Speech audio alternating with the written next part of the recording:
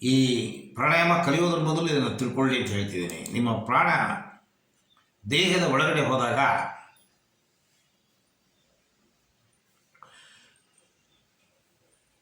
ಅದು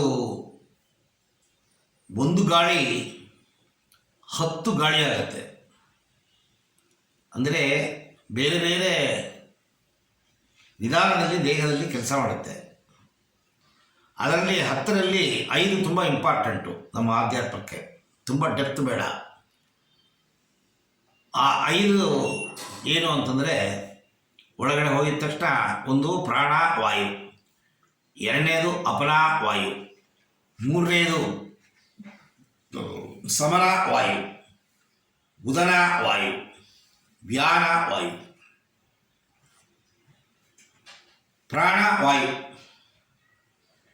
ನಿಮ್ಮ ತಲೆ, ಎದೆ, ನಿಮ್ಮ ರೆಸ್ಪೈರೇಟರಿ ಟ್ರ್ಯಾಕ್, ಇಲ್ಲಿ ಆಗುವ ಚಲನಗಳು. ಇದು ನೀವು ತಗೊಳ್ಳುವ ಬಿಡುವ ಗಾಳಿ, ನಿಮ್ಮ ಶ್ವಾಸಕ್ರಿಯೆಯ ಮೂಲ. ಮತ್ತು ನೀವೇನು ಬಾಯಿಂದ ನುಗ್ಗುತ್ತೀರಾ,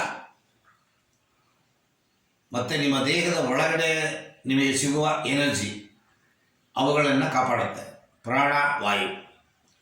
ಅಪನ ವಾಯು, ಇದರ ಲೊಕೇಶನ್ ಎಲ್ಲೆಲ್ಲಿ ಇದು ಚಲನವಾಗುತ್ತೆ ಅಂತಂದರೆ, ನಿಮ್ಮ ಕಿಬ್ಬೊಟ್ಟೆ, ನೇವಲಿಂದ ಕೆಳಗಡೆ, ನಿಮ್ಮ ಹೊಕ್ಕಳಿಂದ ಕೆಳಗಡೆ, ಪಾದ ಮತ್ತು ಎಕ್ಸ್ಕ್ರೆಟರಿ ಏರಿಯಾ, ನಿಮ್ಮ ಆರಸ್ ಪಾಯಿಂಟ್, ಈ ಜಾಗಗಳಲ್ಲೆಲ್ಲ ಇದು ಕೆಲಸ ಮಾಡುತ್ತೆ. ಇದು ಸಮನ ವಾಯು. ಇದು ಕೂಡ ನಿಮ್ಮ ಹೊಟ್ಟೆಗೆ ಸಂಬಂಧಪಟ್ಟ ಜಾಗ, ಡೈಜೆಷನ್. ಜಠರಾಗ್ನಿ ಅಂತ ಕೇಳಿರ್ಬೋದು ನೀವು, ಬೆಂಕಿ. ಆ ಜಠರಾಗ್ನಿಯನ್ನು ಉತ್ಪಾದನೆ ಮಾಡುವ ವಾಯು. ಇದು ಮ್ಯಾನೇಜಸ್ ಡೈಜೆಷನ್, ಜೀರ್ಣಕ್ರಿಯೆಯನ್ನು ಚೆನ್ನಾಗಿ ನೋಡ್ಕೊಳ್ಳುತ್ತೆ. ನಿಮ್ಮ ಮೆಟಬಾಲಿಸಮ್ ಪರ್ಫೆಕ್ಟಾಗಿ ಮ್ಯಾನೇಜ್ ಆಗುತ್ತೆ. ದೇಹದ ಹೀಟನ್ನು ಮ್ಯಾನೇಜ್ ಮಾಡುತ್ತೆ.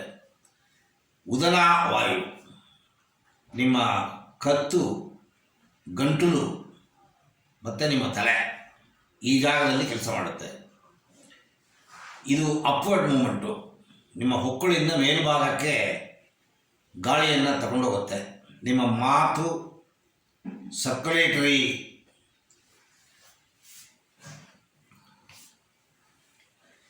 ಎಕ್ಸ್ಪ್ರೆಷನ್ನು, ನಿಮ್ಮ ಗ್ರೋತು, ಆಲೋಚನೆಗಳು ಇತ್ಯಾದಿ ಇತ್ಯಾದಿ ಇವುಗಳನ್ನು ನೋಡ್ಕೊಳ್ಳುತ್ತೆ. ವ್ಯಾನ ವಾಯು ಇದು ನಿಮ್ಮ ಎಂಟೈರ್ ಬಾಡಿ, ದೇಹ ಫುಲ್ಲು, ನರ್ವಸ್ ಸಿಸ್ಟಮ್ ಎಲ್ಲೆಲ್ಲಿದೆ 72,000 ನರಗಳು ಎಲ್ಲ ಜಾಗದಲ್ಲೂ ಹರಿತಾ ಇದೆ. ಇದು ಸರ್ಕ್ಯುಲೇಷನ್ ನೋಡ್ಕೊಳುತ್ತೆ, ಬ್ಲಡ್ ಸರ್ಕ್ಯುಲೇಷನ್, ಮೂಮೆಂಟು. ಏನು ಮೂಮೆಂಟು?